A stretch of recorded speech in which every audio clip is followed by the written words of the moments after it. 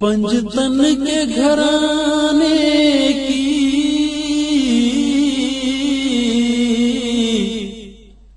عظمت تو ذرا دیکھو، سرنیزے پہ ہے پھر بھی قرآن سناتے ہیں، سرنیزے پہ ہے پھر بھی قرآن سناتے ہیں۔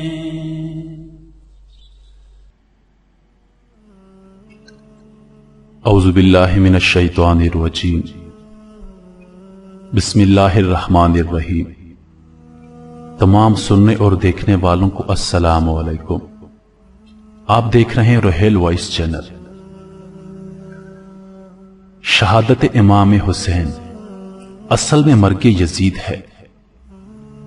شہادت امام حسین اصل میں مرگ یزید ہے۔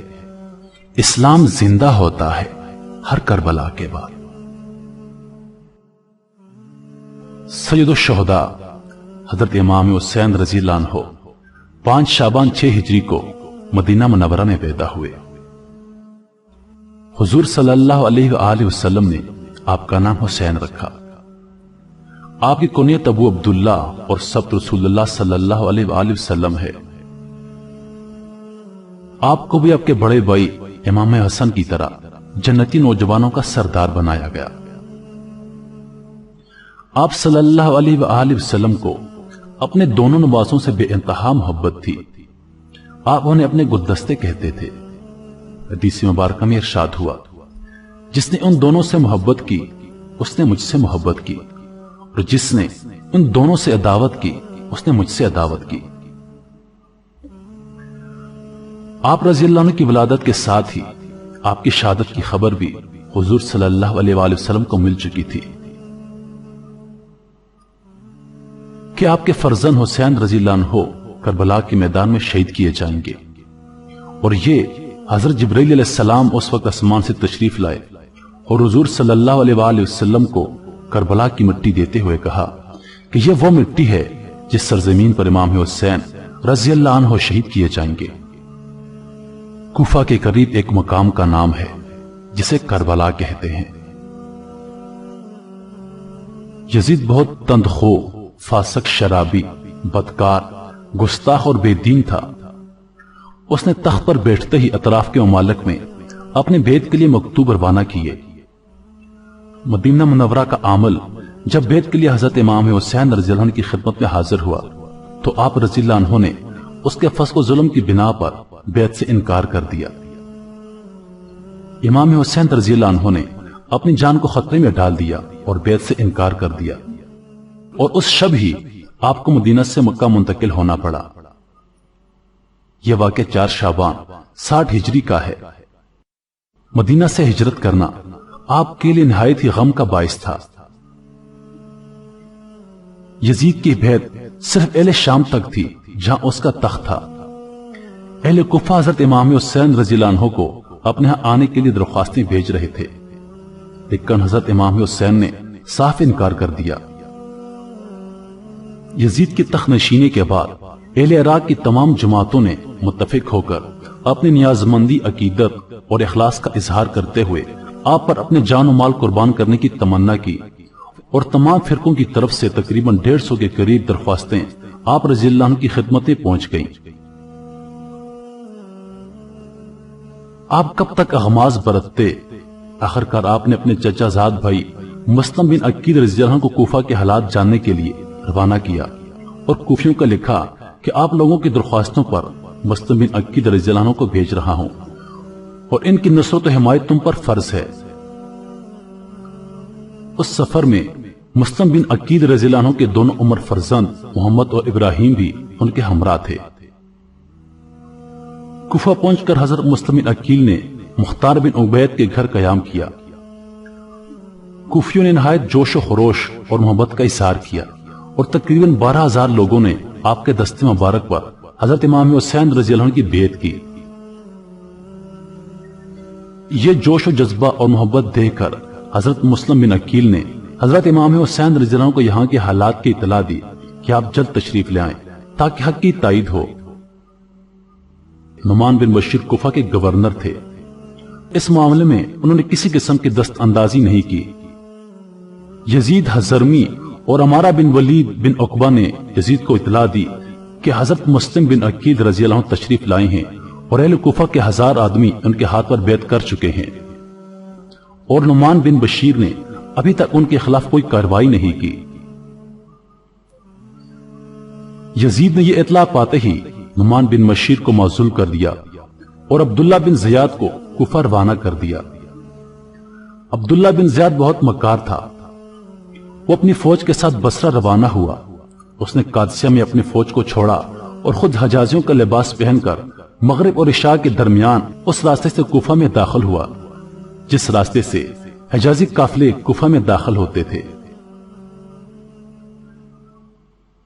اس مکاری سے اس کا مقصد یہ تھا کہ اس وقت اہل کوفہ بہت جوش میں ہیں اور کوفہ میں اس طریقے سے داخل ہونا چاہیے کہ وہ پہچان نہ سکیں، اور یہی کچھ ہوا۔ جب وہ کوفہ میں داخل ہوا تو لوگوں نے یہی سمجھا کہ حضرت امام حسین رضی اللہ عنہ کوفہ میں تشریف لے آئے ہیں۔ شب کی تاریکی میں وہ نعرے ہائے مستانہ بلند کرتے مرحبا کہتے ہوئے ان کے گرد جمع ہو گئے۔ یہ مردود چلتا تو رہا لیکن مسئلہ سے خاموشی اختیار کیے رہا کہ اس کا فریب نہ کھل جائے۔ جب وہ دارالامارہ میں داخل ہوا تو اس وقت لوگوں پر یہ حقیقت کھل گئی۔ رات گزرنے کے بعد ابن زیاد نے صبح تمام اہل کوفہ کو جمع کیا اور یزید کی مخالفت سے انہیں ڈرایا دھمکایا اور اس طرح مسلم بن عقیل رضی اللہ عنہ کی جماعت کو منتشر کر دیا۔ حضرت مسلم بن عقیل رضی اللہ عنہ نے بانی بن غزوہ کے مکان میں اقامت فرمائی۔ ابن زیاد نے محمد بن اشاد کو ایک دستہ فوج بھیج کر اس کو قید کروا لیا اور کوفہ کے مائدین کو بھی قلعہ میں بند کر دیا۔ حضرت مسلم بن عقیل رضی اللہ عنہ نے یہ خبر سنی تو انہوں نے ندا دی۔ 40,000 کے قریب لوگ آپ رضی اللہ عنہ کے گرد جمع ہو گئے اور قصر شاہی کا احاطہ کر لیا۔ اگر حضرت اس وقت حکم دیتے تو اس وقت قلعہ فتح ہو جاتا، کیونکہ کوفیوں کی بدعہدی، ابن زیاد کی فریبکاری اور یزید کی عداوت ثابت ہو چکی تھی۔ پھر بھی آپ رضی اللہ عنہ نے لشکر کو حملہ کا حکم نہ دیا کہ مسلمانوں کی خونریزی نہ ہو سکے اور گفتگو سے صلح کی کوئی صورت نکل آئے۔ دشمن نے اس کا فائدہ اٹھایا اور قلعہ میں قید روسا کو اس بات پر مجبور کیا کہ وہ اپنے رشتہ داروں کو مسلم بن عقیل رضی اللہ عنہ کی حمایت سے باز رکھیں، اور ایسا ہی ہوا۔ حضرت مسلم بن عقیل رضی اللہ عنہ کا لشکر منتشر ہوتے ہوتے مغرب کی نماز کے بعد کوئی بھی ان کے ساتھ باقی نہ تھا۔ اس مسافرت میں وہ تنہا رہ گئے۔ توآ نامی ایک عورت نے اس لیے آپ کو اپنے گھر میں فروکش کیا، لیکن اس کے بیٹے نے کوتوال شہر محمد ابن اشاد کو خبر کر دی۔ وہ مکاری سے ان کو مسالت کے بہانے عبید اللہ بن زیاد کے پاس لے کر روانہ ہوا۔ تیغ زن دروازے کے دونوں پہلو میں چھپے ہوئے تھے۔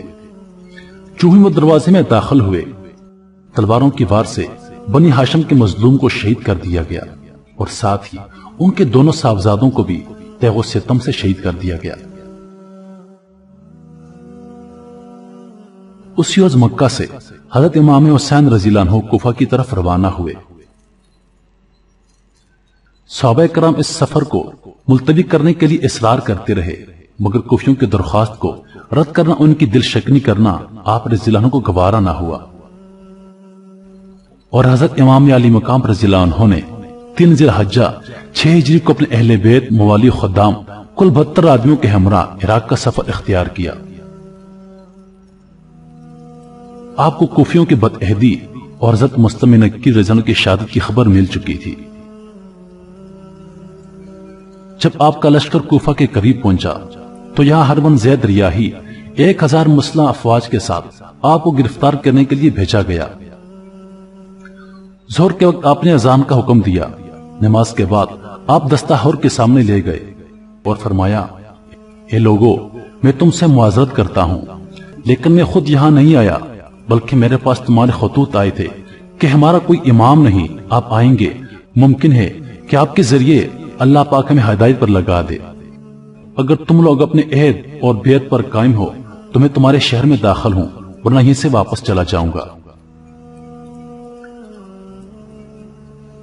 ہر کے دل میں خاندان نبوت اور اہل بیت کی عظمت ضرور تھی، مگر وہ زیاد کے حکم کے ہاتھوں مجبور تھا، جس کی وجہ سے وہ اپنی بات پر اڑا رہا، یہاں تک کہ حضرت امام حسین رضی اللہ عنہ کو کوفہ کی راہ سے ہٹا کر کربلا میں نزول فرمانا پڑا۔ یہ محرم 21 ہجری کی دوسری تاریخ تھی۔ آپ نے اس مقام کا نام دریافت کیا تو معلوم ہوا کہ اس مقام کو کربلا کہتے ہیں۔ ابھی خیمہ زن ہی ہوئے تھے کہ حضرت امام حسین رضی اللہ عنہ کی خدمت میں ابن زیاد کا مکتوب پہنچا، جس میں یزید کی بیعت طلب کی گئی تھی۔ آپ نے قاصد کو جواب دیا کہ میرے پاس اس خط کا کوئی جواب نہیں۔ اس جواب سے ابن زید کا تیش اور زیادہ بڑھ گیا۔ اس نے مزید فوج عمر بن سعد جو گورنر تھا اس کی سپہ سالاری میں روانہ کر دی۔ یہ تمام لوگ حضرت امام حسین رضی اللہ عنہ کی عظمت و فضیلت کو اچھی طرح پہچانتے تھے۔ اس نے حضرت امام حسین رضی اللہ عنہ سے مقابلے سے گریز کرنا چاہا، مگر ابن زیاد نے اسے مجبور کیا اور حکومت کے لالچ نے اس کو آمادہ کر دیا۔ 72 آدمی، عورتیں، بچے سبھی شامل ہیں جن کے پاس نہ جنگ کا سامان ہے اور نہ ہی جنگ کا کوئی ارادہ رکھتے ہیں، لیکن 22,000 کی فوج ان کے مقابلے کے لیے موجود ہے۔ 7 محرم کو دریا فرات کا بے حساب پانی حضرت امام حسین رضی اللہ عنہ پر بند کر دیا گیا۔ بھوک و پیاس سے سب بے تاب و ناتواں ہو گئے۔ 3 دن گزر گئے مگر مصائب کے ہجوم ان کی عظمت کو متزلزل نہ کر سکا۔ 10 محرم تک یہی حجت رہی کہ امام حسین رضی اللہ عنہ بیعت کر لیں، مگر آپ نے مسلمانوں کی تباہی و بربادی کو گوارا نہ کیا۔ اپنا گھر لٹانا اور خون بہانا منظور کر لیا، مگر اسلام کی عزت میں فرق آئے یہ آپ کو برداشت نہ تھا۔ اب امام حسین رضی اللہ عنہ کو یقین ہو گیا کہ مسالت کی کوئی صورت باقی نہیں رہی۔ نہ یہ لوگ شہر میں داخل ہونے دیتے ہیں، نہ واپس جانے دیتے ہیں، نہ ملک چھوڑنے دیتے ہیں، اس لیے اب جنگ کو روکنے کا کوئی طریقہ باقی نہیں رہا۔ اس وقت حضرت امام حسین رضی اللہ عنہ نے اپنے خیموں کے گرد ایک خندق کھودنے کا حکم دیا۔ خندق کھودی گئی اور اس کی صرف ایک راہ رکھی گئی جہاں سے نکل کر دشمن سے مقابلہ کیا جائے۔ خندق میں آگ لگا دی گئی تاکہ اہل خیمہ دشمنوں سے محفوظ رہ سکیں۔ 10 محرم کا قیامت خیز دن طلوع ہوا، جمعہ کا دن تھا۔